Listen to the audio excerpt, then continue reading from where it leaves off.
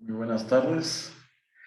Eh, Vamos a iniciar con la actividad del día de hoy, ¿verdad? Que es sobre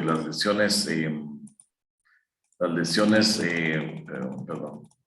Vamos a hablar sobre las lesiones neoplásicas del cervix, que vamos a principiar a hablarles el día de hoy, ¿verdad? Con uno de los primeros temas de este módulo. Y recordemos que las lesiones neoplásicas del cervix son una causa muy frecuente en Guatemala de morbilidad, ¿verdad? Y de mortalidad también. Y cuando hablamos del cáncer de cervix, vamos a ver que globalmente el problema mayor de salud pública con significativa carga de enfermedad. Esto es el cuarto lugar más común del cáncer en mujeres a nivel global, más de 300,000 muertes al año, y más del 90% de las muertes se presentan en países con bajo a medianos ingresos. Este cáncer es el que tiene más grande variación de la mortalidad dependiendo de su distribución geográfica. Por eso es que sabemos que en Guatemala es muy frecuente este tipo de cáncer y causa de muerte importante en África y otros países pobres como el nuestro. 90-99% se va a asociar al virus del papiloma humano, pero como vamos a ver más adelante en la sesión que vamos a tener de la Organización Mundial de la Salud, pues hay casos que no están asociados a este virus y podría ser impactado por la vacuna contra el virus del papiloma humano. O sea que la vacuna podría jugar un papel importante en esta neoplasia.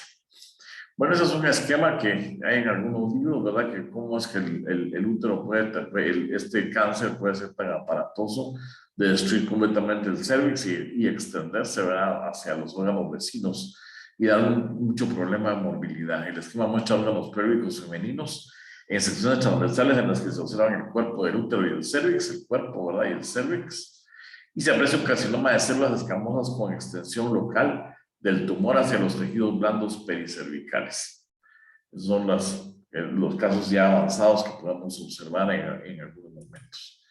Con respecto a la oncogénesis de lo que es esto lo vamos a ver más adelante en esta presentación de la OMS, pero solo recordemos que el virus papiloma humano pues va a tener varios, los oncogenes de este virus van a actuar sobre varias proteínas del ciclo celular y de la apoptosis. Y vamos a ver que una de las lugares donde normalmente pues el ciclo celular está totalmente, por decirlo así, regulado, ustedes se dan cuenta de la proteína de 2F, que está viendo la que ustedes ven acá, es una proteína que incrementa la división celular. Pero tenemos lo que es la proteína del retinoblastoma, que lo que hace es que bloquea el crecimiento y obviamente al bloquear el crecimiento pues hace que se disminuya o es una forma regulatoria de la mitosis. Posteriormente cuando intervienen las ciclinas, ¿verdad? Las ciclinas hacen que se fosforile esta proteína del retinoblastoma como ustedes ven acá. Entonces eso ya hace que el complejo retinoblastoma E2F se pierda y entonces eso lleva consigo la iniciación de la mitosis. Obviamente, una de las características del virus papiloma humano es bloquear esta unión y esto hace que la mitosis no sea inhibida. Entonces, tenemos acá, por ejemplo, un mecanismo regulatorio del P16, que vamos a ver más adelante, es que al bloquear, vamos a ver la proteína retinoblastoma con el E2F, pues obviamente el P16, pues lo que va a hacer es que va a prevenir la fosforilación de la proteína retinoblastoma y obviamente la mitosis va a quedar inhibida. Eso es lo que hace el P16. Y vamos a ver entonces dónde actúan los genes del virus papiloma.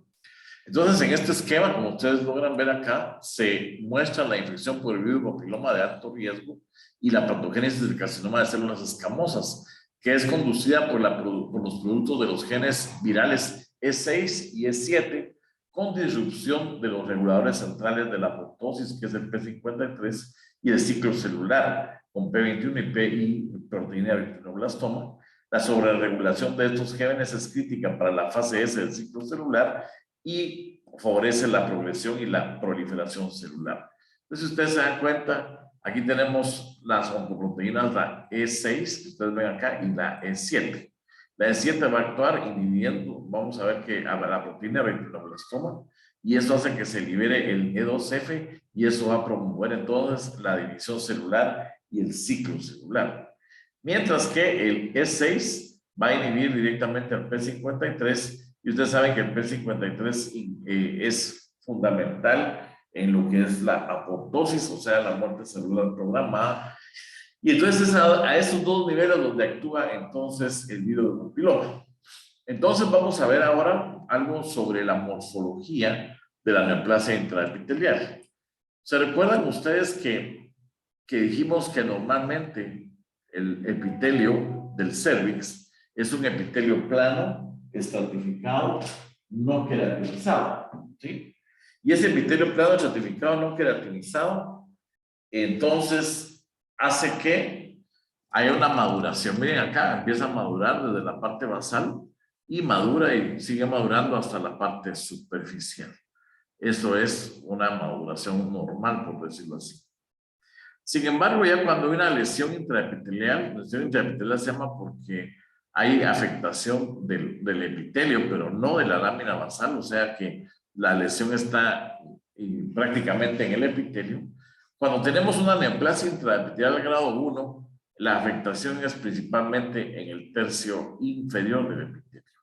Sin embargo, a pesar de que hay pérdida de la relación núcleo-citoplasma, a pesar de que hay un poco de hipercromasia nuclear, todavía hay maduración y si ustedes se dan cuenta aquí en la parte más superficial se va a expresar lo que se conoce con el nombre de coilocitosis, que es una vacuola que se forma en el citoplasma de las células por acción de las oncoproteínas E7 principalmente. Entonces vamos a ver que, después vamos a hablar un poquito de la citología. Vamos a ver entonces que el NIC2, que se llama neoplasia intraepitelial cervical grado 2, vamos a ver que en lugar de afectar solo el tercio inferior del epitelio, afecta a los 2/3 del epitelio. Y entonces al afectar los 2/3 del epitelio, siempre hay maduración y al madurar va a haber coilocitosis. Aquí vemos otro ejemplo, que hay maduración y al madurar hay coilocitosis. Esto es NIC2, los dos, ¿verdad? En la parte media del epitelio, inferior y medio. Y por último tenemos el NIC3, que cuando hay un poquito de maduración, pues podemos llamarle NIC3, pero cuando se pierde totalmente la maduración, algunos autores hacen la diferencia y le llaman carcinoma in situ. Aunque algunos autores, como les digo, algunos consideran que es sinónimo NIC3 y carcinoma in situ. O sea que ustedes van a encontrar esa disyuntiva en la literatura. Algunos consideran que el NIC3 es sinónimo de carcinoma in situ y algunos creen que todavía madura un poco y cuando todavía podemos encontrar algo de coilocitosis le llamamos NIC3 y entonces hacen otra categoría de carcinoma in situ. La verdad que para fines prácticos un NIC3, para fines prácticos yo creo que eso es lo más importante, para fines prácticos un NIC3 es igual a un carcinoma in situ. Entonces vamos a ver que el sistema Bethesda, que eso lo vamos a ver más adelante cuando vamos a la parte de los papanicolaos, eso lo vamos a ver de último. Pero el sistema Bethesda va a dividir entonces en dos grandes grupos. La lesión intraepitelial escamosa de bajo grado, que sería el NIC1 prácticamente, la lesión intraepitelial escamosa de bajo grado, y la lesión intraepitelial escamosa de alto grado, que el sistema Bethesda engloba al NIC2 y al NIC3 y al carcinoma in situ, como parte de la lesión intraepitelial de alto grado. Entonces, esa es las dos clasificaciones. La clasificación de la neoplasia intraepitelial cervical, que la divide en grado 1, grado 2 y grado 3, carcinoma in situ, y la otra, que es la del sistema Bethesda, que la divide en lesión intraepitelial escamosa de bajo grado y lesión intraepitelial escamosa de alto grado. La lesión intraepitelial escamosa de bajo grado corresponde al NIC1 y la lesión intraepitelial escamosa de alto grado va a corresponder entonces al NIC2 y al NIC3. Ahora bien, ¿cuáles van a ser la correspondencia citológica? Que eso no lo vamos a entrar a ver muy en detalle, pero sí es importante que los tengamos los conceptos ahorita. Muy bien, si ustedes se dan cuenta, aquí en esta fotografía o microfotografía, vemos que encontramos dos tipos celulares. Entonces se recuerdan que en la histología normal del service estudiamos que hay prácticamente 4 tipos celulares en el epitelio. Dijimos que estaban las células basales, que son las más basales, las células parabasales, las células intermedias y las células superficiales. Entonces, vamos a ver que una característica de las células superficiales, como ya vimos, es que tienen una gran cantidad de citoplasma y un núcleo muy pequeño y pignótico, o sea, muy oscuro en la parte central.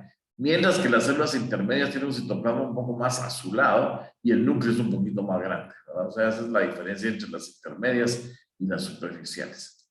Entonces, ustedes se dan cuenta acá cuando ya el epitelio tiene alteraciones y madura, pero madura para dar este cambio fenotípico del virus, que es cambio citopático viral, que se le va a llamar entonces coilocitosis. Ustedes se dan cuenta, hay una caverna aquí, ¿verdad? Como una vacuola o una caverna que está reforzada en la parte periférica y en la parte central vamos a encontrar un núcleo. Pero si ustedes se dan cuenta, las características de este núcleo son totalmente diferentes a las características de un núcleo normal. Si no es un núcleo en el cual hay pérdida de la relación núcleo-citoplasma a favor del núcleo, hay irregularidades en la membrana nuclear y además de haber irregularidades en la membrana nuclear, también encontramos la cromatina, que es muy diferente a la cromatina normal. La cromatina acá, ustedes ven grumos de cromatina y ven la cromatina como que estuviera resaltada. Eso es muy importante. Otro cambio importante del virus papiloma en las células es la binucleación. La binucleación es muy importante encontrarla, pero recuérdense que no todo lo que es vacuola y no todo lo que es binucleación es neoplasia. Entonces hay que tener cuidado porque tenemos que identificar muy claramente las alteraciones nucleares para llamarle neoplasia.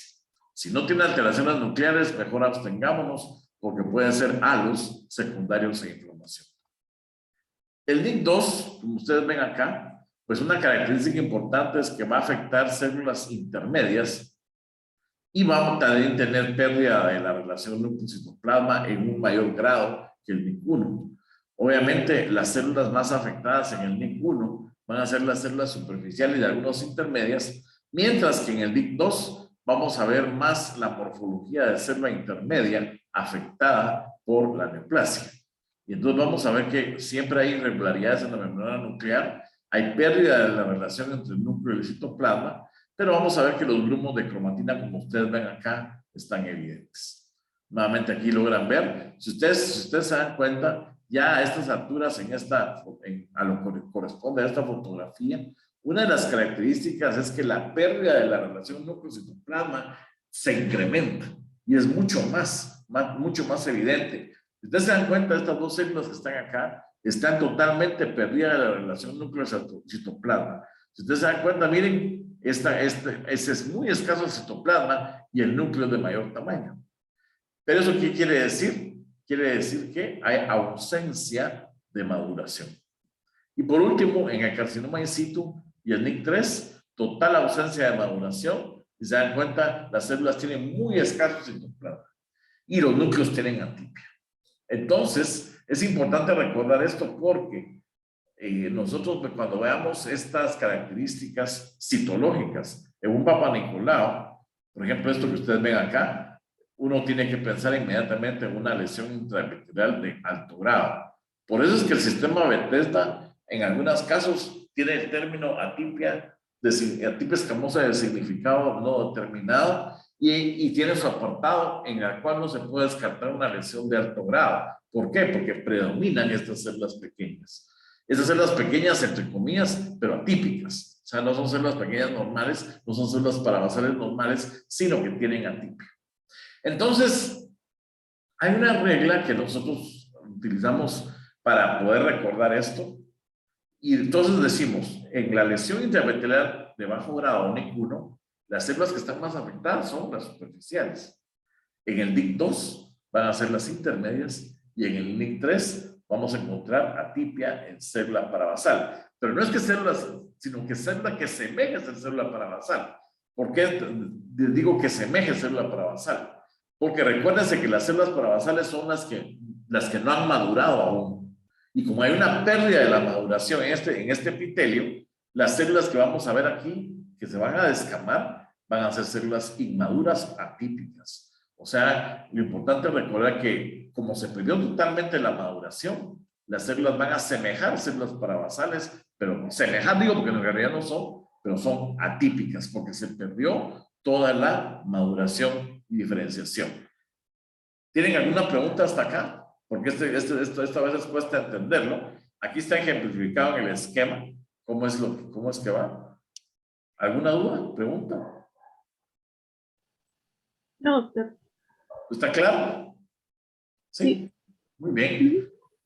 Ya con esta introducción, pues vamos a entrar en materia y vamos a hablar un poquito de la lesión intraepitelial escamosa, que algunos autores le llaman displasia también. Muy bien, entonces tenemos las abreviaturas que obviamente este es el sistema Bethesda, que es la lesión intraepitelial escamosa de bajo grado y la lesión intraepitelial escamosa de alto grado. O sea, esas son las abreviaciones en el sistema Bethesda. El sistema Bethesda, la lesión intraepitelial escamosa es para citología o para biopsias de cervix. Y entonces vamos a ver que la neoplasia intraepitelial cervical es para biopsias de cervix. Pero pueden usarse tienen que usar los dos términos. Entonces, lesión intraepitelial escamosa de bajo grado es igual a NIC1, ¿verdad? O también algunos condilomas, que también tienen NIC1. Esa es otra cosa. Algunos autores dicen que no, que la coilocitosis y los cambios citopáticos virales no son neoplasia intraepitelial cervical, pero en realidad otros autores dicen que sí es. Entonces, es un problema. Pero para fines prácticos, a mí me gusta llamarle ya cuando hay coilocitosis, quiere decir que tiene displasia. O sea, no solo, o sea, una coilocitosis no va a estar dada solo por así, sino que siempre va a estar acompañada por un cambio en la capa basal del epitelio. Y tenemos entonces la lesión intraepitelial escamosa de alto grado, que tenemos entonces que está el NIC2 y el NIC3, y como les dije también, aquí engloba también al carcinoma, a lo que se conocía, o que todavía se llama carcinoma epidermoide in situ. Muy bien. La atipia epitelial escamosa en la zona de transformación que es atribuida al virus del papiloma humano. Y es importante, porque se recuerdan ustedes que en la primera clase hablamos de la unión escamocolumnar. ¿Se recuerdan? Y esa unión escamocolumnar ahí es donde se considera que se originan estas neoplasias. La biología obviamente es un término utilizado para lesiones escamosas preinvasoras. Esta nomenclatura es para lesiones preinvasoras. Recuérdense que son lesiones intraepiteliales. ¿Eso qué quiere decir? Que no se ha atravesado la membrana basal. Se considera que representa una infección viral productiva que en algunos casos, no en todos, pero en algunos casos puede ser autoalimentada. Por eso es que algunas veces los autores consideran que las lesiones intraepiteliales escamosas no deben ser tratadas de bajo grado, no deben ser tratadas con alguna forma agresiva, sino que deben ser en forma tratadas en forma conservadora, porque un gran porcentaje de estas lesiones pueden regresar. Con respecto a la lesión intraepitelial escamosa de alto grado, se considera que representa una infección viral, pero ustedes se dan cuenta, es persistente. O sea, cuando ya se volvió de alto grado, esto es persistente y esto va a estar mucho más asociado a progresión e invasión. Muy bien, como les mencioné, encontramos prácticamente varias poblaciones de virus del papiloma humano. Permítanme, solo quiero ver si estamos bien. Sí. Bien, la primera población que se menciona es una población de bajo riesgo. Mejor dicho, un subtipo del virus papiloma humano de bajo riesgo. Bueno, ¿cuáles van a ser estos? Vamos a hacer del tipo 6 al 16, que no van a estar asociados con lesión intraepitelial de alto grado o carcinoma. O sea que estos del 6 al 11, perdón, 6 al 11, pues no se considera que sean de alto riesgo. Ahora, ya a partir del 15, ya lo tenemos que asociar con una carcinogénesis potencial, y obviamente los más altos grados, o sea, los que se relacionan con lesiones de más alto grado son los 16, 18, 45 y 31, que esto le confiere un alto riesgo. Por eso es que la tipificación del videopapiloma es importante en estos casos, porque nos dice hacia dónde va a ir la lesión. Vamos a ver que cuando encontramos a un virus de papiloma humano que va a estar asociado a una transmisión sexual, pues, obviamente, eso, ¿por qué es que nos dice eso? Porque se ve en pacientes jóvenes, ¿verdad? Cuando las pacientes que también tienen múltiples parejas sexuales, también tienen tendencia a tener, obviamente, más poblaciones de virus altamente oncogénicas. También vamos a ver que ahí depende mucho también de la inmunidad del paciente. Por ejemplo, la alimentación. En Guatemala es un problema serio porque hay malnutrición. En Guatemala hay malnutrición. Entonces, hay mucha gente que no se nutre, obviamente por el aspecto socioeconómico. Y esto es muy, pero muy preocupante, porque esto es un cofactor que incrementa en gran medida la presencia de cáncer por estas lesiones. Y algo que también es muy importante, el tabaquismo. El tabaquismo incrementa también la oncogénesis en estos virus. Muy bien, vamos a ver que hay unos genes, como ya vimos, los genes E6 y E7, la inhibición del gen supresor del P53, que conduce a una proliferación celular a través de los efectos de la proteína retinoblastoma, como ya lo vimos. Y la E6 pues, es una sobreregulación de la telomerasa, y hay una pérdida de la replicación y de inestabilidad centrosómica. La E7 también tiene efectos adicionales en la proliferación celular y un fenómeno oncogénico que se conoce con el nombre de inmortalización. O sea que las células pierden totalmente la capacidad de apoptosis y las células continúan viviendo hasta que se transforman en cancerosas y malignas y matan a la persona. Muy bien, ¿cuáles son las características clínicas? Casi siempre son mujeres menores de 40 años, ¿verdad? No vamos a hablar ahorita de las lesiones intraanales, o la lesión intraepitelial escamosa anal, que también tiene relación en varones homosexuales, ¿verdad? Que también tiene relación con el cáncer de la unión anorrectal. Estamos hablando ahorita prácticamente de mujeres, ¿verdad? La presentación va a ser asintomática, va a estar detectado por el examen de Papa Nicolau. Y la historia natural es que en la mayor parte de las mujeres la infección del virus papiloma resuelve a los 5 años. O sea que esto es importante. En algunos casos en los cuales hay una inmunidad buena, pues esto se desaparece. Sin embargo, eso no sucede en la mayor parte de los casos, lamentablemente, sino que también esto progresa. La mayoría de las lesiones intraepiteliales escamosas de bajo grado resuelven con la resolución de la infección, pero menos del 15% van a progresar, dice, a la lesión intraepitelial escamosa de alto grado. O sea que prácticamente hay algunos casos en los cuales pues no va a progresar. Lamentablemente esto va a depender, como les menciono, de lo que es la alimentación, el tabaquismo y otros cofactores importantes que tenemos que tener en cuenta.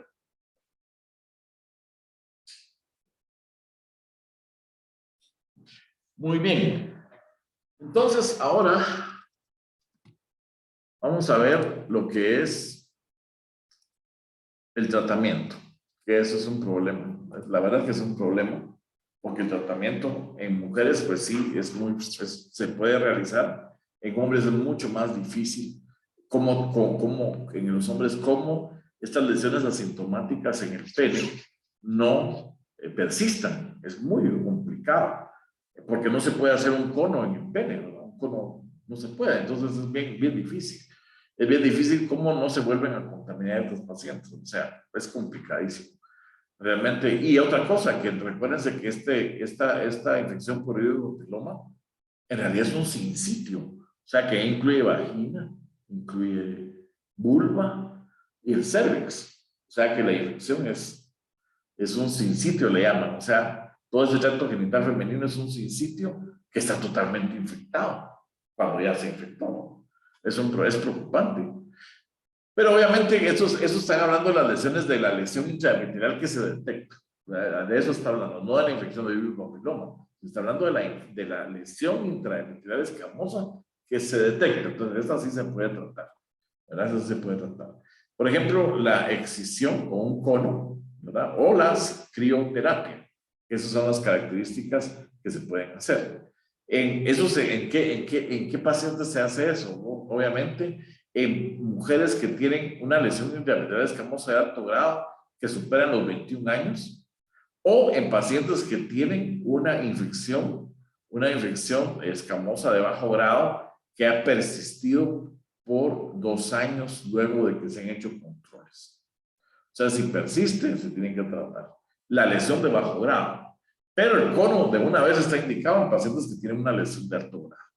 Por eso es importante el rol del patólogo, porque el patólogo es el que les va a decir a los médicos si le tienen que hacer un cono cuando una lesión es de alto grado o solamente tienen que vigilarla en una lesión de bajo grado.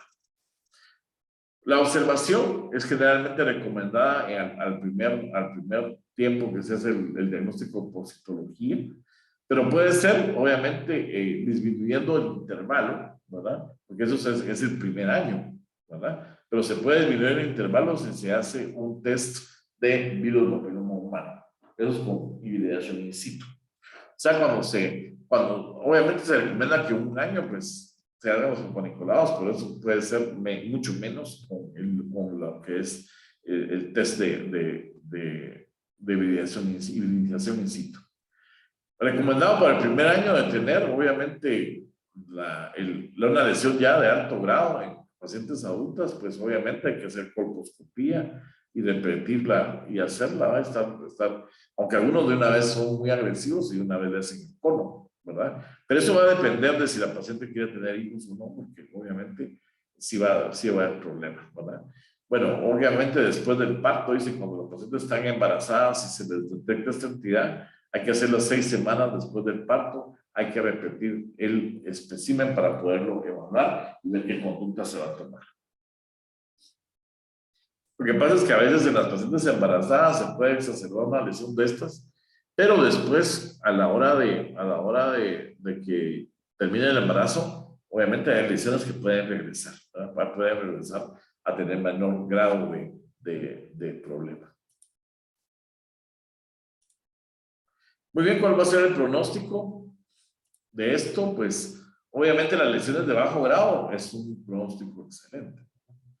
Obviamente la mayor parte de ellas regresa si está bien nutrida, si no tiene una vida en la cual use mucho tabaco, ¿verdad? Y duerma sus horas, si la paciente tiene una excelente alimentación, puede regresar. Sin embargo, también puede ser buen pronóstico en los casos de lesión intraepitelial de alto grado, aun cuando no es tratada. Y algunas progresan a cáncer invasivo. Pocas dicen que progresan a cáncer invasivo. Bueno, esto tal vez en Estados Unidos, ¿verdad? Pero aquí lamentablemente, aquí en Guatemala, vemos que una gran cantidad de pacientes que tienen este tipo de lesiones van a tener cáncer. Y como les menciono, no solo es la presencia o ausencia del virus papiloma, sino tiene que ver la nutrición, el medio ambiente, el tabaquismo, todo esto, ¿verdad? Tiene mucho que ver otros factores, no solamente la presencia o ausencia del virus papiloma. ¿Cuáles van a ser las recomendaciones de tamizaje? Bueno, si tiene menos de 21 años, pues no se tiene que hacer ningún tipo de Papá Nicolau ni nada de eso, porque recuérdense que el virus del papiloma tarda como 10 años en presentar los problemas. Si tiene 21 o 29 años, se puede hacer un examen de Papa Nicolau cada 3 años. Obviamente, estas son recomendaciones para los pacientes que no se les ha detectado todavía ningún tipo de anormalidad. O sea, obviamente, si ya se les detectó, se tienen que seguir los lineamientos del diagnóstico, ¿verdad?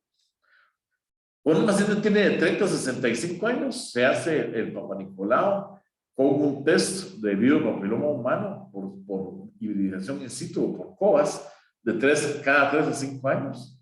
Y si tiene más de 65 años, pues si ha tenido una adecuada historia con Papa Nicolaos que no han tenido ningún problema, entonces no se le hace ningún tipo de screening. Más de los 65 años ya no se les hace screening. Sí, obviamente ha tenido un buen registro médico en los cuales no se ha reportado ningún problema. Muy bien. Doctor, disculpe, Sí, sí, con respecto a la diapositiva anterior, yo quería opinar algo. claro. Aquí, en Hay que esta. tomar en cuenta, doctor, la edad. Aquí, pues, con respecto, pues, al inicio de las relaciones sexuales, ¿va? Claro. Porque mencionaba usted que menores de 21 años, pues, no se debería de hacer. Pero como acá las pacientes, pues, tienen relaciones mucho antes, ¿va? Sí, yo creo Entonces, por que eso es tú, importante hacer. tú tocas un tema muy importante, ¿verdad? El tema importante es que hay niñas que a los 12 años ya principiaron las relaciones sexuales, ya sea por abuso, principalmente todas son abusadas, ¿verdad? Y si una paciente presentó a los 12 años relaciones sexuales, obviamente a los 21 años ya vamos a tener lesiones intrauterines, ¿verdad? O sea que, como dice, Sí, eso es sí, muy importante. Eso es muy importante. Realmente, esas son las recomendaciones globales, pero tienen que tener, los pacientes no podemos agarrarlos con un machote, sino que el paciente es individualizado. Una paciente que fue abusada o que principió sus relaciones sexuales a los 12 años, pues obviamente a los 21 años posiblemente ya tenga una lesión de alto grado.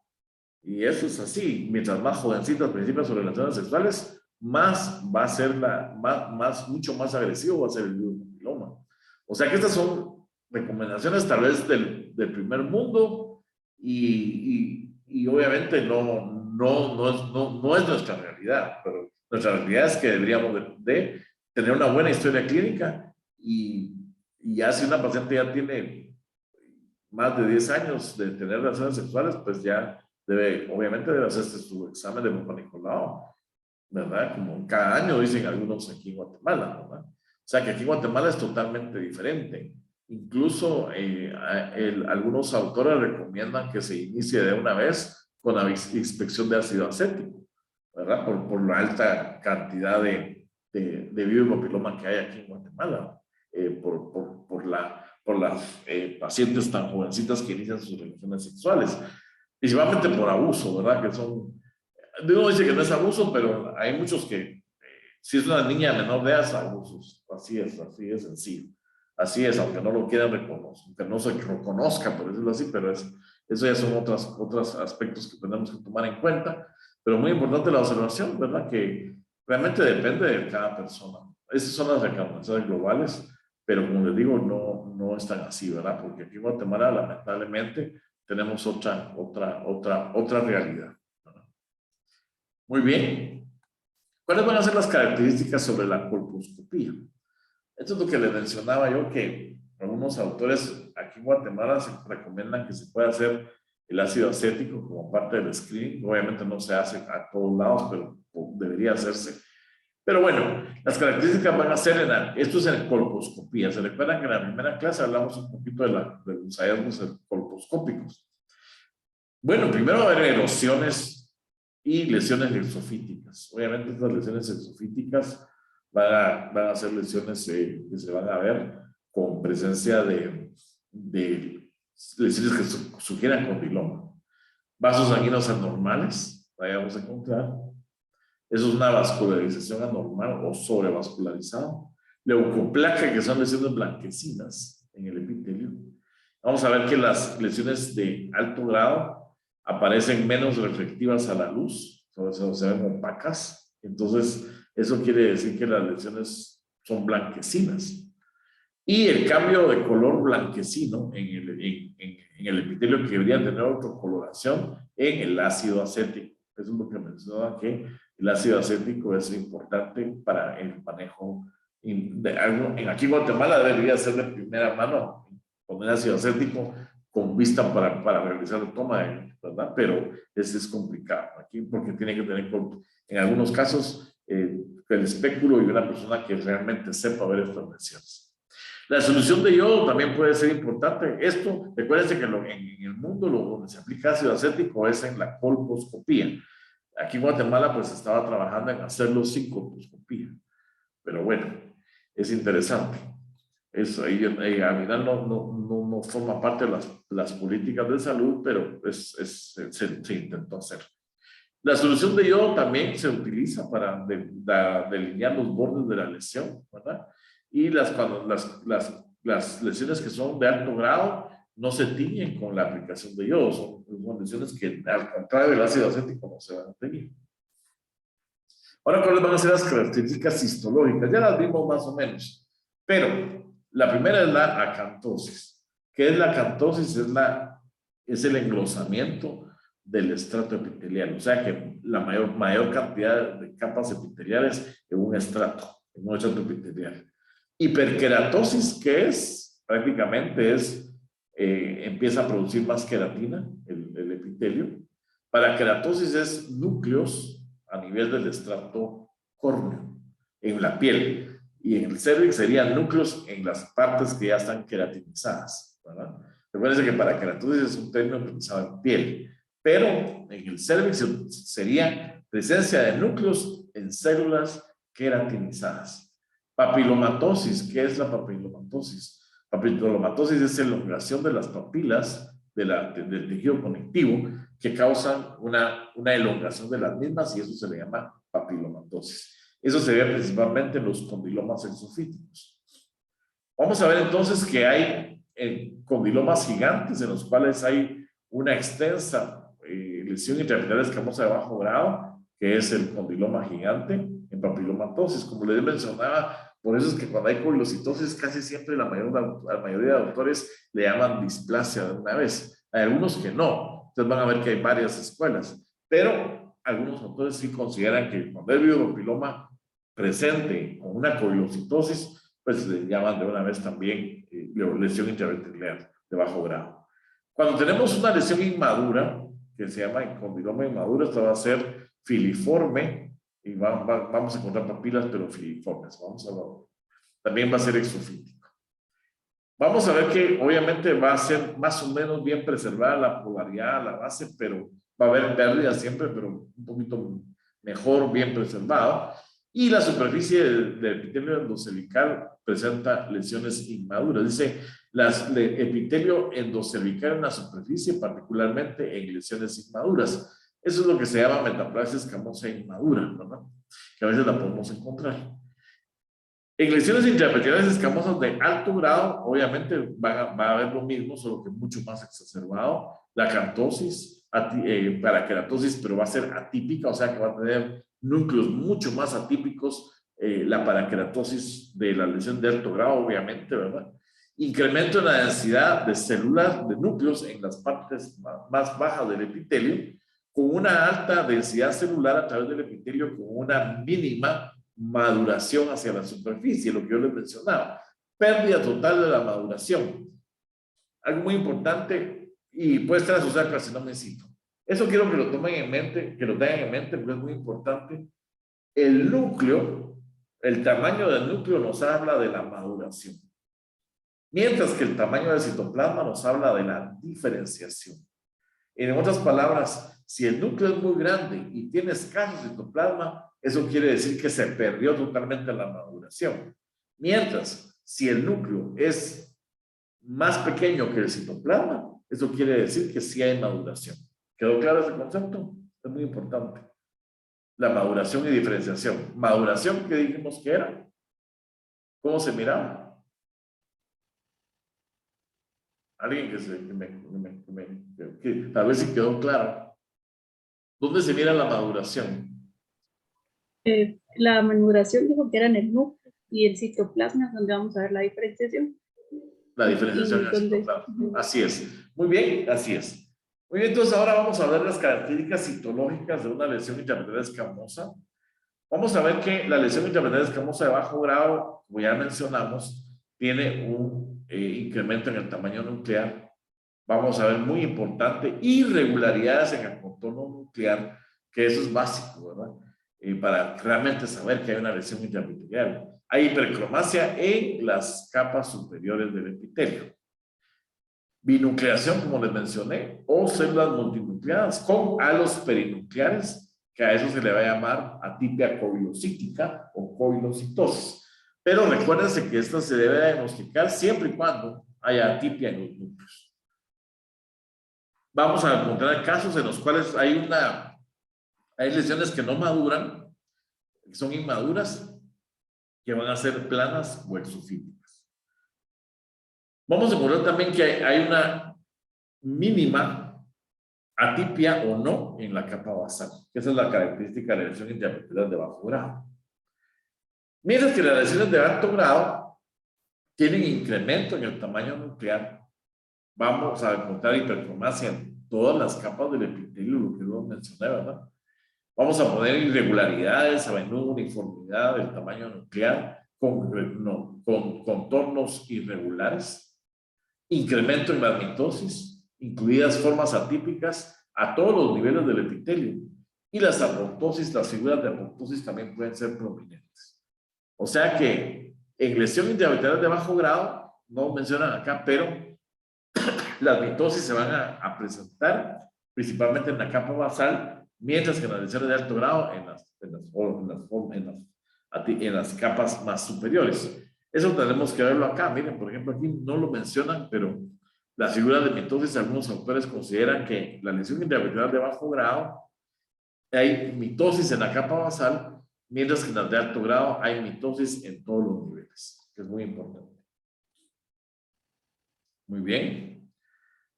Inmunistoquímica. Bueno, inmunistoquímica sí nos ayuda. Por ejemplo, el P16. Recuérdense que el P16, ¿se recuerdan cuando vimos el esquema de la cascada esa del P16? El virus papiloma prácticamente inhibe la división y entonces el P16 se va a sobreexpresar y se va a acumular. Y entonces se va a acumular y vamos a encontrar que está presente en, ¿verdad? En las células que tienen atipia, ¿verdad? Dice que no se debería utilizar para diferenciar lesiones de alto o de bajo grado. Eso es muy importante. Entonces, ¿para qué sirve entonces? ¿Va? Entonces dice, ¿por qué? Es para confirmar las lesiones intraepiteliales de bajo grado.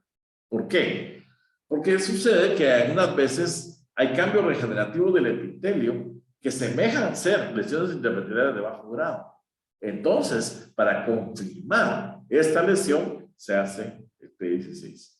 Obviamente, algunos lo hacen en lesiones de alto grado, pero no son confirmatorias, sino es para ver la presencia de una lesión o un virus papiloma que sí esté afectando al ciclo celular y que por lo tanto se considera que es de alto grado el virus papiloma, ¿no? Entonces ahí se hace el P16, pero no para distinguir entre lesiones de bajo grado y alto grado. Eso es aparte.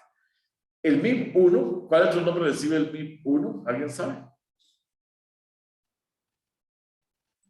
lesión intraepitelial, pero de bajo grado. No, MIP1. Ah, Esa es una Es el KI67. Exacto, es el KI67, ¿verdad? MIP1 es el KI67. Nosotros lo conocemos más como KI67, pero o sea, se llama MIP1 en la literatura también. Dice que tiene una utilidad limitada, es más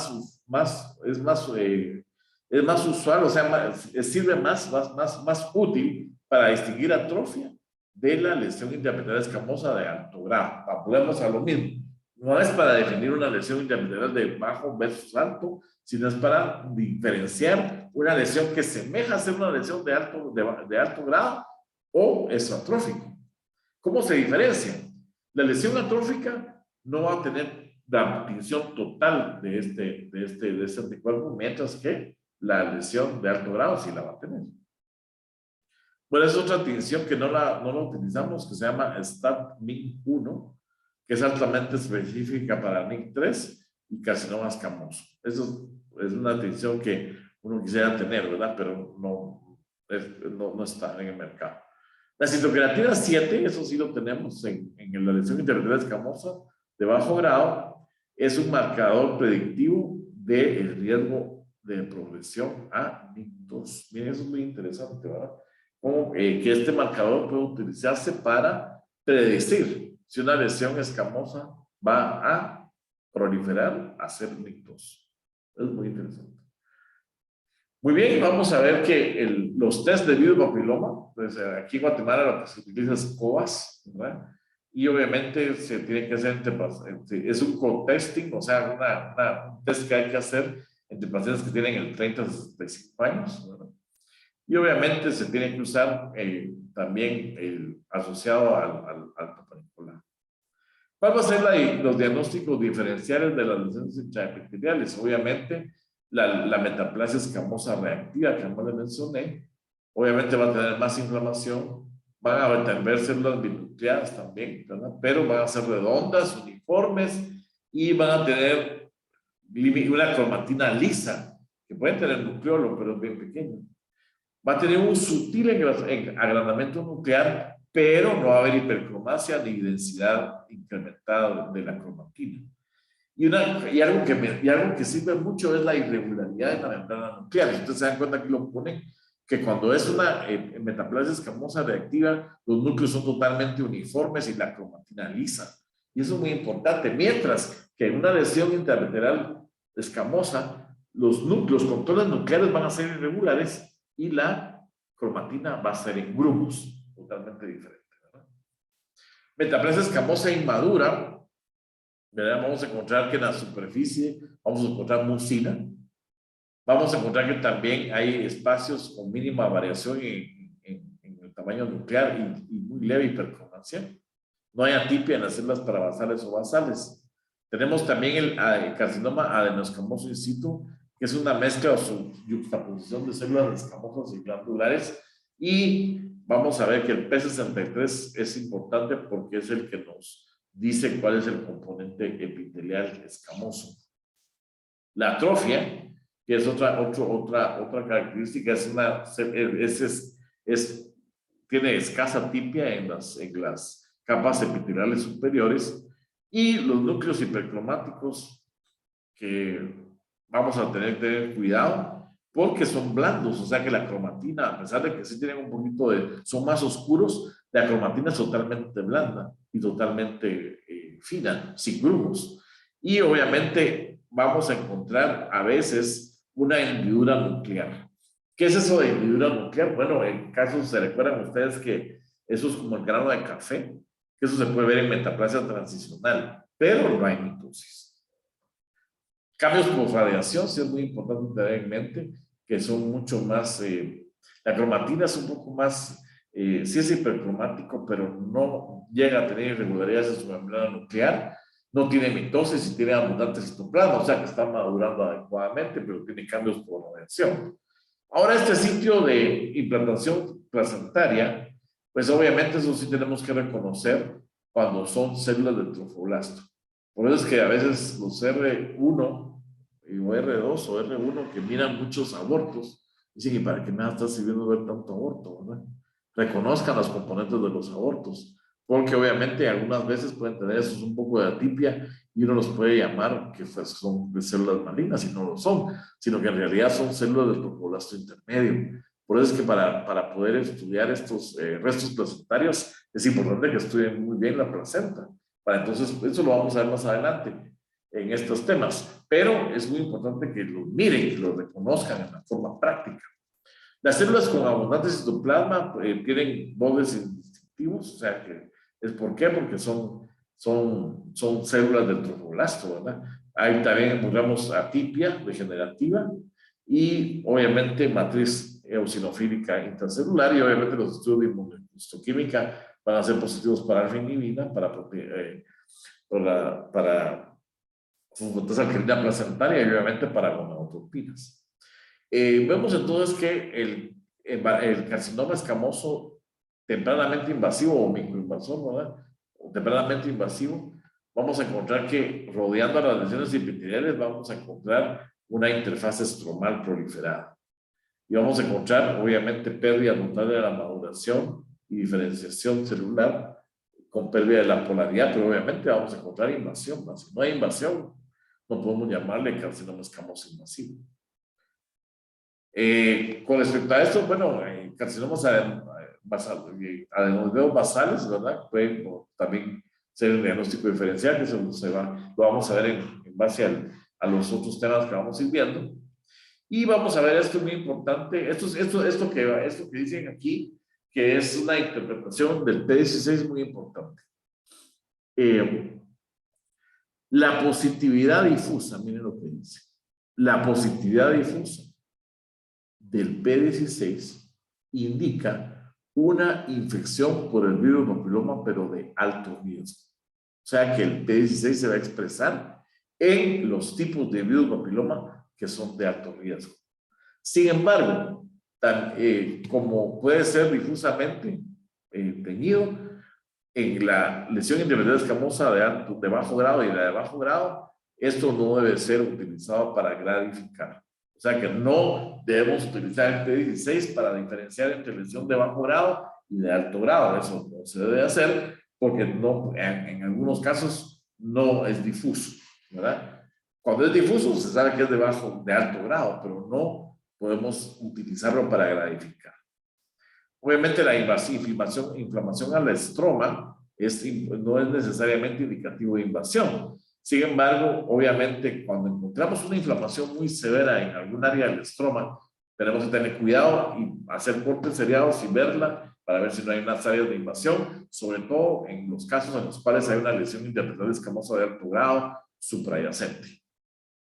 Muy bien, vamos a hablar un poquito de ya los cambios citológicos que vemos acá. Miren, esta es una tipia coilocítica. Aquí vemos la binucleación, ¿verdad? Y los halos perinucleares. ¿Verdad? Aquí hay otra binucleación. Pero si se dan cuenta, hay alteraciones nucleares muy claras, ¿verdad? Tienen grumos e irregularidades en la membrana nuclear. O sea que vemos que, miren aquí, por ejemplo, esta cromatina está bastante alterada con irregularidades en la membrana nuclear. Miren acá, esta es una lesión intermitente escamosa de bajo grado. Pérdida de la maduración y diferenciación del tercio inferior del epitelio, pero al madurar va a expresar coilocitosis. Y esto es lo que vamos a ver en la citología. Y en la biopsia, pues es esta maduración totalmente alterada en el tercio inferior del epitelio. Obviamente aquí hay los perinucleares y hay irregularidades en la membrana nuclear. Miren aquí nuevamente, esto ya es de alto grado. ¿Por qué? Porque miren la relación núcleo-citoplasma se cambió totalmente a favor del núcleo, un escaso citoplasma, eso es de alto grado, y pleomorfismo, y si se dan cuenta aquí, miren, hay traslape nuclear, y eso nos dice que esto no es benigno, es maligno. O sea, no es maligno, sino es neoplásico, por decirlo así. Miren acá, por ejemplo, miren las figuras de apoptosis que se ven acá, que no es igual que mitosis, ¿no? Mitosis son estas que ustedes ven acá, miren. A todos niveles hay mitosis. Hay total pérdida de la maduración y diferenciación, otra mitosis atípica, y apoptosis. Eso es de alto grado. Muy bien, vamos a dar un poquito del carcinoma de células escamosas. Vamos a ver entonces que este carcinoma, que es el que ya vamos a hablar, ¿verdad? El más común, el virus que está afectado es el virus, los tipos 16 y 18 son los más comunes. Las proteínas virales E6 y E7, vamos a ver que se producen luego de la integración del virus papiloma humano de alto riesgo en el genoma del huésped. Eso es muy importante. El genoma del virus papiloma se incorpora al genoma de la célula y de la célula humana. Y ese es el problema, que se incorpora directamente. Bueno, permanece extracromosomal en el 15%. O sea, lo demás está metido en los cromosomas. Y ese es el problema que tiene. Que el ADN viral se integra directamente al ADN de la célula del cervix. Vamos a ver que hay una inactivación del ciclo de la progresión del ciclo celular con una inmortalización celular. ¿Qué quiere decir eso? Que no hay una muerte programada, sino que el ciclo celular sigue su curso, pero no hay una muerte programada. Y por eso es que se eleva el ciclo, se disminuye el ciclo, porque no se mueren las células. Incremento en el riesgo de carcinoma, que está asociado obviamente con una infección persistente. Y otros factores asociados con la adquisición del virus papiloma es la inmunosupresión. Obviamente, los pacientes que tienen inmunosupresión por el virus del SIDA, o por trasplante, o por esteroides, o por cualquier cosa, pues va a estar más afectados por esto. El tabaquismo, ¿verdad? Obviamente va a estar afectado. La alta paridad también. Obviamente tener parejas sexuales y ser promiscuo también va a afectar. Y el incremento en el número de parejas sexuales en el transcurso de la vida. Eso también va a aumentar el riesgo. La incidencia, pues ya eso ya lo vimos, ¿verdad? Que es en Estados Unidos, pues es alta, en Guatemala es mucho más alta, pero obviamente tenemos entre 3.97 por 100,000 personas en Estados Unidos. 11,000 nuevos casos en Estados Unidos, 44,000 fatalidades, o sea, fallecimientos, 75% disminuye sobre los 50 años, obviamente porque se incrementa el screening por el Papa Nicolau en algunos casos. La segunda causa más común del tipo de cáncer, ¿verdad? Es también, y causa de muertes por cáncer del 9.8 por 100,000 mujeres en forma global en el mundo. La edad, la mayoría de los cánceres, carcinomas escamosos, que ya invadió, está entre 40 y 55 años. Y la etnicidad, en Estados Unidos van a ser las mujeres afroamericanas las que van a tener mucha más incidencia. Y la población hispana también, obviamente, ¿verdad? La presentación va a ser una citología anormal de Papa Nicolau, sangrado vaginal, y ocasionalmente vamos a encontrar dolor y unas descargas vaginales. Eso es por el sangrado que causa, o las microúlceras que causa el virus papiloma. Entonces eso causa estas lesiones. La historia natural, bueno, vamos a ver que obviamente si se deja pasar esto se va a extender y se vería por vía linfática, ¿no? Se va a ir a los ganglios ilíacos, obturadores, hipogástricos y sacros, ¿no? O sea, se va a extender. El tratamiento, como ya mencionamos, es el cono, en algunos casos de lesiones de alto grado, pero en este caso, ese es carcinoma escamoso. Se puede hacer cono, obviamente, cuando es superficialmente invasivo. Pero obviamente, cuando es los que vemos aquí en Guatemala, en la mayor parte de casos que son ya lesiones muy invasoras, pues es más difícil, ¿verdad? Cuando son microinvasores o superficialmente invasores, pues es fácil hacerles un cono, ¿no? Eso sí. Para eso se tiene que ver que cuando ya sobrepasa los 3 milímetros de invasión, y cuando tienen menor de 3 milímetros de invasión, y menor de 7 milímetros de extensión horizontal. Esto es un caso que cuando los márgenes no están involucrados, y esto es muy importante, miren, cuando no hay invasión linfovascular, entonces sí se puede hacer un cono. ¿Por qué les digo esto? Supónganse que a ustedes les envían un cono del cervix con cáncer, ¿no? Con cáncer in situ, pero que tiene invasión. Ustedes le encuentran una invasión en algunas áreas. Entonces, ¿qué es lo más importante que tienen que hacer ahí? Medir la invasión. ¿Por qué? Porque la invasión, que es menor de 3 milímetros en extensión hacia la profundidad, o 7 milímetros en extensión horizontal, con los márgenes libres, entonces este paciente se puede quedar tranquilo, se puede quedar tranquila con el cono. Y habrá que hacer más. Pero si hay invasión linfovascular, ya hay que hacer histerectomía radical. O sea que la característica más importante de estos cánceres es que no presenten invasión linfovascular en el cono.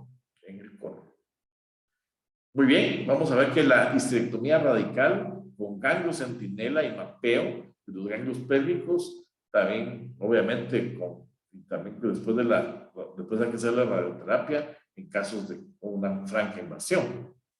La radioterapia y la quimioterapia basada en cisplatino cuando ya está en altos estadios, ¿verdad?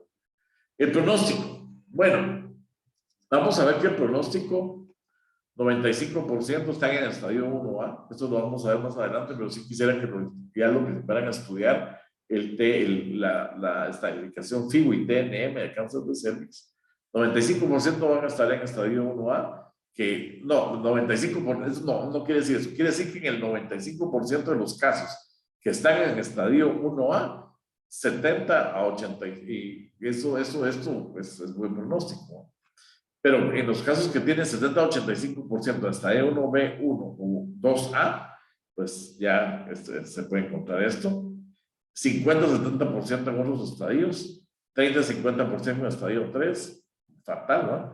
5-15% en estadio 4, y esto porcentaje se refiere al porcentaje de sobrevida a los 5 años. O sea, que las que se encuentran en estadio 1A, 95% sobreviven a los 5 años. 1B1, 2A, 70-85% sobreviven a los 5 años. Los que tienen 1B2 y 2B, 50-70% sobreviven a los 5 años. Los que tienen estadio 3, 30-50% a los 5 años. Y los que tienen estadio 4, solo 5-15% sobreviven a los 5 años. Más del 5% de los casos fatales tienen pueden carecer de un adecuado control citológico. O sea, eso es muy importante. La citología es muy importante, como mencionamos en la clase introductoria, es bien importante la citología para prevenir estas lesiones. Bueno, si tiene una lesión que se llama linfobacterial, una variante verrucosa, algunos autores dicen que tiene mejor pronóstico. Sin embargo, cuando leamos la clasificación de la Organización Mundial de la Salud, dice que no importa la variante, no altera el pronóstico. O sea, es complicado saber de dónde uno debe de tomar como base clínica en estos casos, porque hay unos autores que dicen que sí, hay unas variantes de carcinomas escamosos que tienen mejor pronóstico, otros dicen que todos tienen el mismo pronóstico y que no hay necesidad de hacer todo esto, ¿verdad? Pero esta clasificación. Bueno, si es HIV positivo, tiene un peor pronóstico dependiendo de los bajos conteos de CD4. Si tiene un carcinoma que tiene más de 3 milímetros en la profundidad con invasión linfovascular, obviamente va a tener peor pronóstico. Con respecto a las características macroscópicas, vamos a ver que las características generales van a ser lesiones induradas, ulceradas, o van a tener áreas glandulares si es temprana. Van a tener también lesiones papilares, polipoides, nodulares. O sea, se pueden presentar de muchas formas, masas ulceradas, en forma de barril, si es avanzado, obviamente ya está totalmente engrosado. El tamaño va a ser totalmente variable, y esto es lo que les menciono yo, que vamos a estudiar más adelante en la clasificación de la OMS, que pues no le dan tanto importancia a la clasificación morfológica del carcinoma escamoso del cervix. Sin embargo, el ejercicio hay que hacerlo. Lo dividen en células grandes queratinizantes, que es bien diferenciado. Va a tener perlas córneas, van a ser forma irregular, van a tener nidos que van a tener perlas córneas, necrosis central, citoplasma fuertemente acidófilo con puentes intercelulares, muy importante.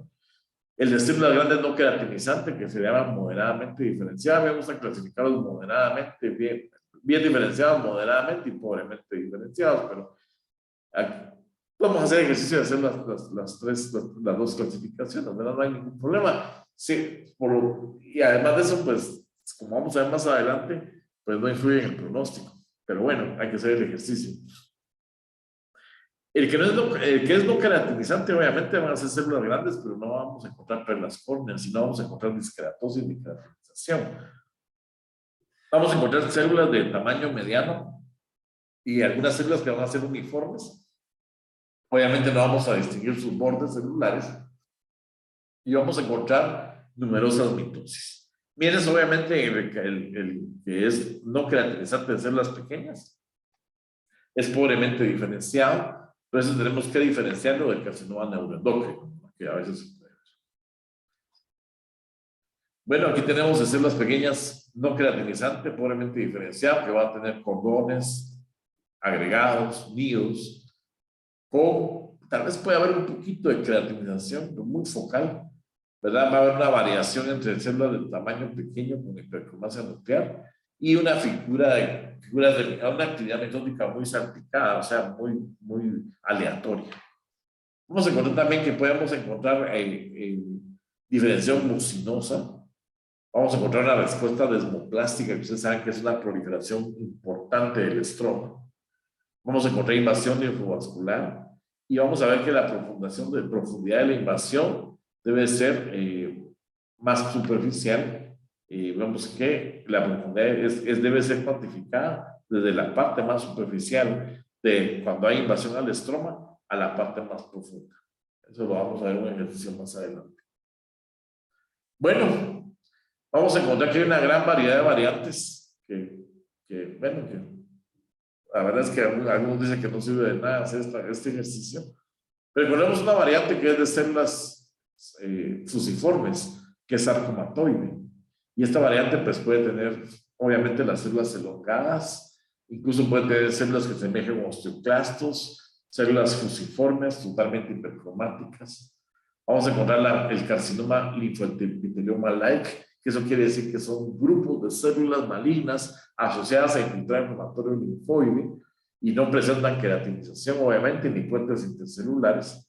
El carcinoma verrucoso, que es una lesión exofítica, eso quiere decir que es una lesión inmensa que crece hacia afuera con hiperkeratosis y parakeratosis, que tiene bordes empujantes y que no tiene mucha tipia citológica. Eso se llama carcinoma verrucoso.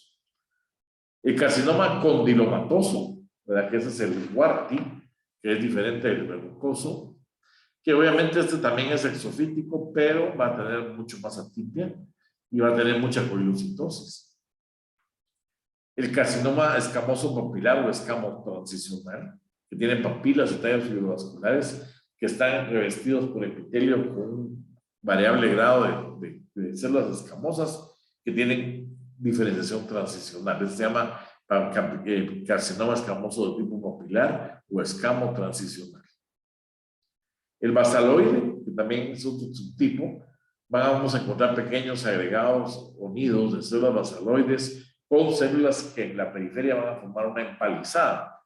También tenemos cordones de unas únicas células que van a infiltrar el tejido conectivo.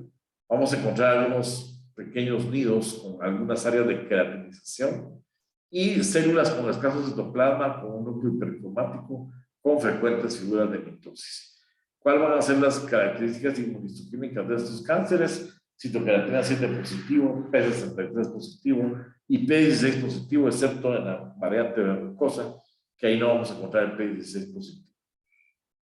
Diagnósticos diferenciales, bueno, tengo que tener cuidado de no llamarle carcinoma escamoso a una lesión intraepitelial escamosa de alto grado, que por el corte pareciera que está infiltrando el estroma. Pero lo más importante ahí es ver el borde. Si el borde es romo, o sea, liso, y no infiltra de forma irregular, esto es un defecto de corte.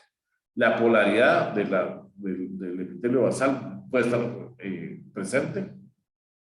Y obviamente no va a haber una transformación abrupta entre la maduración hacia la interfase en el estroma. Otro diagnóstico es un carcinoma basaloide adenoide, que va a estar obviamente, vamos a encontrar, es una morfología totalmente diferente, que no va a tener respuesta demoplásica, va a tener núcleos en empalizada. Y el otro caso, el otro es un carcinoma de células vidriosas que vamos a ver que cambió eso. Y bueno, que son agregados de células sólidas, de células con citoplasma granular, núcleos granulares con un citoplasma en forma de vidrio desprendido granular, finamente granular. Pero va a ser como célula un poco más clara, se va a llamar carcinoma de células vidriosas o glassy cell carcinoma. Vamos a tener también el carcinoma neuroendocrino de células pequeñas, que recuérdense que la característica importante es que además de ser positivo para P63, es positivo para cromatina, sinaptofisina y CD56. Obviamente aquí es una diferenciación neuroendocrina que puede tener estos tipos de cánceres, ¿no? Y obviamente vamos a tener que tener cuidado principalmente cuando son carcinomas de células pequeñas. Y el otro tipo es el tumor trofoblástico epitelioide, que algunas veces puede confundirse con el carcinoma escamoso. Pero obviamente tienen que recordar a las células del trofoblasto. Sitio nódulo de sitio placentario, un carcinoma de células claras también puede ser problemático, o un carcinosarcoma.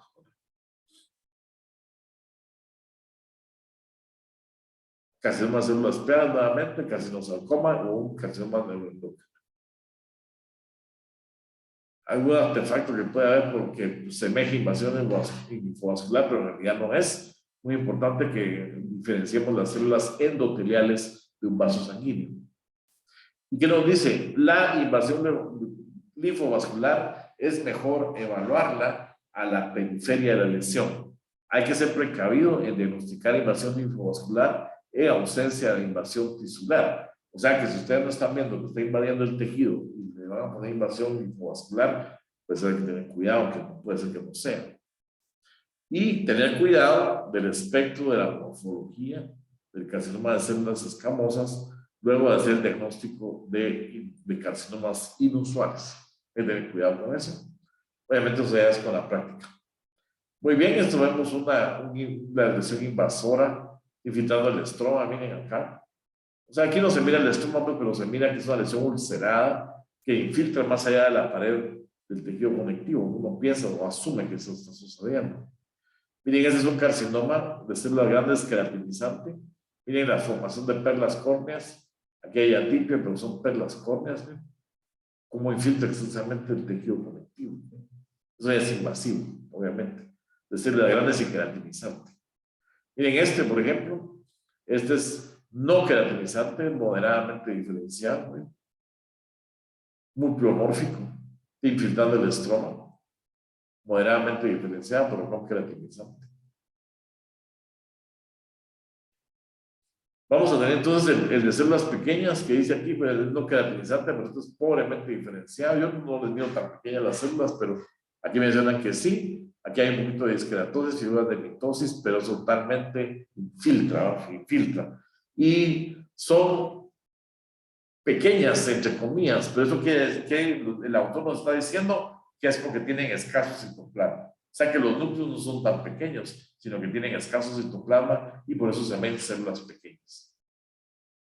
Ahora, es importante recordar que vamos a ver esta clasificación que viene a continuación, que esa es casi vamos a terminar ya la primera parte y la próxima parte pues va a ser el día miércoles. Creo que vamos a tratar de avanzar en este concepto. Pero lo importante es que conozcamos la clasificación que hay antes del consenso de la Organización Mundial de la Salud. ¿Por qué? Porque la clasificación de la Organización Mundial de la Salud que salió en el año 2019, pues esta clasificación da por sentado que uno conoce las antiguas clasificaciones. Entonces hay que conocerla, ¿no? Hay que saber qué términos ya no se usan y qué términos sí se usan. ¿Por qué también? ¿Por qué debemos de conocer la clasificación previa? Porque la mayor parte del libro de texto de patología quirúrgica la tienen contemplada. O sea que ahí se ve la clasificación antigua. Mientras que la clasificación nueva de la OMS, ¿en dónde la encontramos? Principalmente en el texto de la OMS. Pero si ustedes buscan cualquier libro de patología más o menos reciente, vamos a encontrar la antigua clasificación. Entonces es complicado. Entonces hay que conocer esta clasificación, por eso es que la vamos a ver. Y después vamos a ver la clasificación de la OMS para ver las diferencias que hay ya con esta clasificación. Por eso es que vamos a introducirnos a la clasificación previa, porque no nos queda otra para poder comparar y saber cuáles son las diferencias con la clasificación de la OMS que vamos a ver más adelante. Este es el libro de la OMS, la quinta edición, que vamos a ver que sí hay cambios, ¿verdad? Que sí hay cambios con respecto a la clasificación antigua. Bueno, vamos a hablar un poquito de este tema, y vamos a hablar un poquito ya de los adenocarcinomas. Recuérdense que el carcinoma epidermoide o carcinoma escamoso se va a originar del epitelio plano y retificado no queratinizado de la unión escamocolumnar. Mientras que el adenocarcinoma se va a originar ¿de dónde? De las glándulas del endocérvix. Entonces vamos a definirlo como un adenocarcinoma in situ, que es como se define como una neoplasia endocervical glandular precursora de un carcinoma o de un adenocarcinoma invasor. ¿Cuál va a ser la etiología? Vamos a ver que en el 80 al 90% va a ser relacionada al virus papiloma humano y el más común va a ser el 16 y 18, dice que es el 18, pero lo más probable es que también esté involucrado el 16, pero obviamente el más común va a ser el 18. ¿Cuál va a ser la incidencia? Recuerden que estamos hablando de adenocarcinoma, ya no estamos hablando de carcinoma escamoso, sino de adenocarcinoma. ¿Cuál va a ser la incidencia? Va a ser infrecuente, pero se incrementa en relativo a carcinomas, a lesiones escamosas, o sea que hay un incremento, pero obviamente va a ser mucho más frecuente el carcinoma escamoso. A menudo va a coexistir con una lesión de intraepitelial escamosa, ¿verdad? O sea que van a coexistir 50-70%. La edad va a ser principalmente a los 38 años, pero obviamente en la década mayor, va a ser una década más joven que los adenocarcinomas invasivos. Obviamente va a ser el tiempo que va a tardar la historia natural de transformarse de un in situ a un invasivo. Típicamente se van a originar cerca de la zona de transición o de transformación. La presentación va a ser asintomática, raramente vamos a encontrar un sangrado vaginal. Vamos a encontrar células atípicas glandulares en la extensión de Papa Nicolau.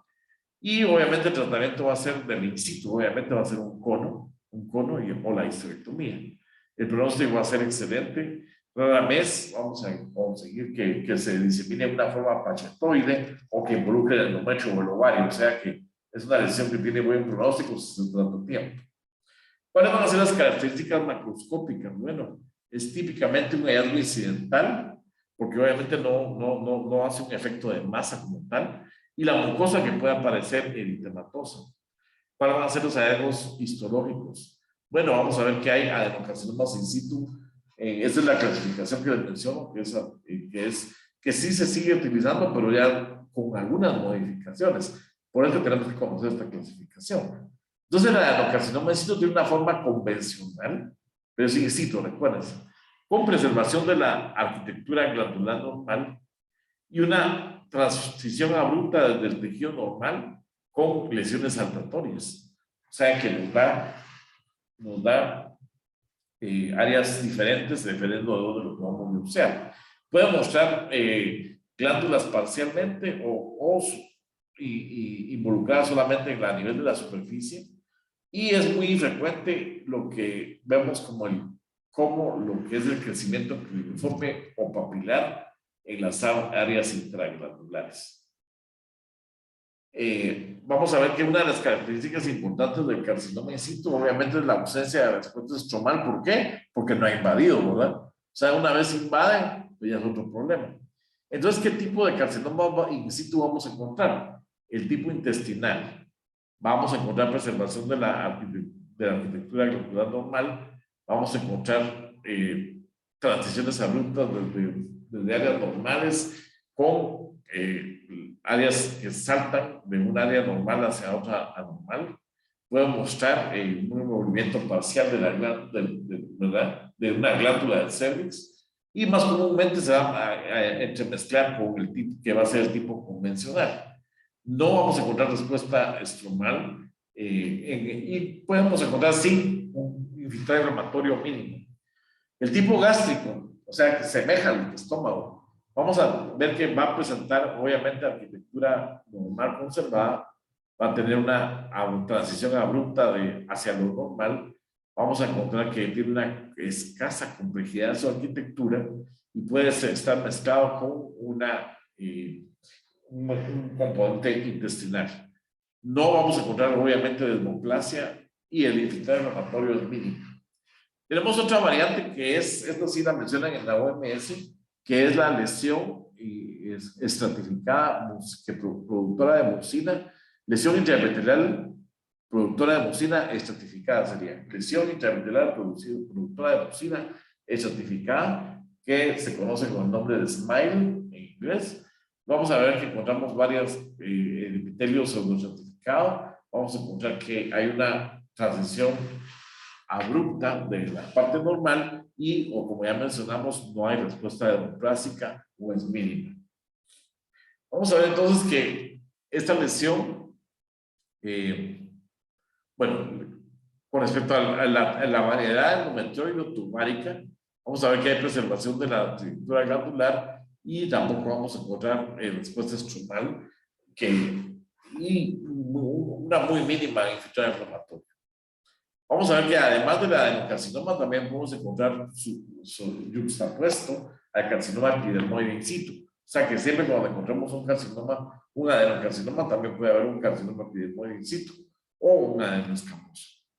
¿Cuáles van a ser entonces las características citológicas? Vamos a encontrar que en el tipo convencional vamos a encontrar que hay un núcleo alargado, estratificado, frecuentes figuras de mitosis, más apicales. Vamos a encontrar que hay una variable cantidad de mucina citoplasmática eosinofílica. Vamos a encontrar que hay cuerpos apoptóticos, muy importante. Y si es solamente superficial, se va a ver en pacientes jóvenes con la media de 27 años, típicamente con más superficie. Y menos, vamos a encontrar una estratificación nuclear menos obvia, ¿verdad? Con pocos cuerpos apoptóticos. Bueno, entonces esas son las características de la clave para citológicamente identificar esto. Yo creo que es muy difícil. No vamos a poder decir, bueno, eso es un intestinal, eso es un gástrico, eso es un endometrioide, sino solamente lo que nos toca decir que hay células de carcinoma, ¿verdad? En la citología. Obviamente, ciertas claves, presencia de células caliciformes en intestinal, ¿verdad? Tipo de epitelio pancreato biliar, algunas células de Panet y pocas figuras de mitosis. En la gástrica, pues el epitelio va a ser columnar con algunos citoplasmas espumosos. Vamos a encontrar algunas veces algún traslape con lo que le llama la atipia endocervical, que ya no se debe utilizar el término, figuras de mitosis. Y tenemos esta característica que se llama SMILE, que vamos a encontrar células poligonales o columnares asociadas a mucina y a eosinófilos. La parte endometrioide también, que va a asemejar a las células del endometrio, cuando son adenocarcinomas in situ, y la tubárica, que obviamente va a tener cilios, ¿no? En algunos casos. Bueno, para ir terminando, pues vamos a encontrar que los hallazgos en el Papa Nicolau son muy importantes, principalmente los núcleos que tienen traslape nuclear, que es una característica importante también. Pueden formar estructuras rosetoides y tener citoplasma lleno de mucina. Con respecto a los estudios de monoclínica, el P16 es lo que abogaba por eso, el CDX2 que es positivo en el intestinal, P63 que es positivo en el adenoescamoso, bimetina, receptor de estrógenos y progesterona que son negativos, PAC2 y BCL2 que van a ser negativos, y el Ki67 que tiene un índice de proliferación típicamente alto en los adenocarcinomas in situ convencionales y variables en otros, o sea que el Ki67 aquí sí nos ayuda bastante. Y obviamente la detección es por PCR o ionización in situ. Y algo muy importante que vamos a ver ya en la clasificación de la OMS es que la variante gástrica e intestinal pueden ser virus papiloma negativos. ¿Cuál va a ser el diagnóstico diferencial? Obviamente un invasor, glándulas endocervicales reactivas o metaplasia tubárica. Eso va a ser el diagnóstico diferencial de un carcinoma in situ. Endometriosis, reacción de áreas estela que ya vimos también, remanentes mesonéfricos también, o hiperplasia microglandular. Ok, aquí tenemos entonces el carcinoma, el adenocarcinoma in situ, miren, no hay lesión de la lámina basal, y sí se ve bastante atípico, ¿no? Las células, con estratificación, pseudoestratificación, núcleos hipercromáticos. Miren acá, figuras de mitosis de un adenocarcinoma in situ, no hay lesión de la lámina basal.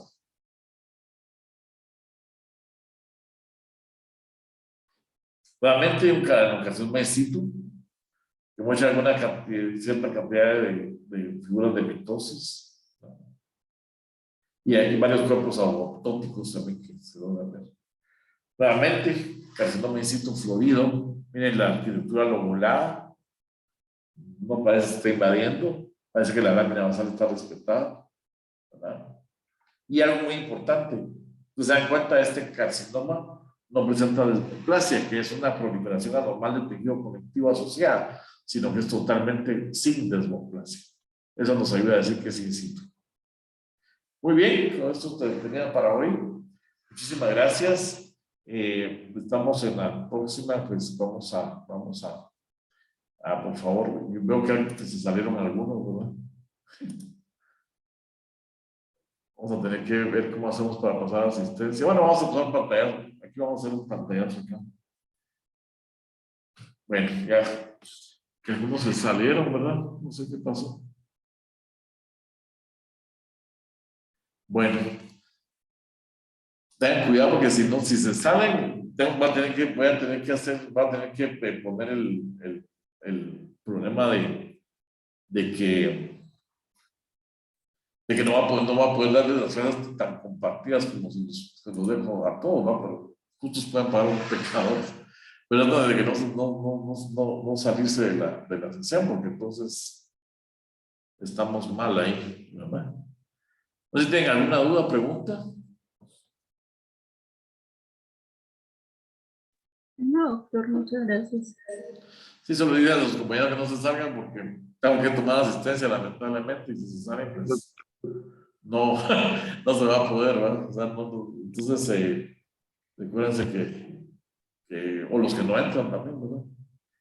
Porque por algo Vaya, estamos. doctor, está bien. Sí, Le muchas vamos gracias. a comentar a Alejandro. Sí, que pasen feliz noche, nos vemos. Gracias. Vaya, doctor, feliz noche. Igualmente, feliz noche.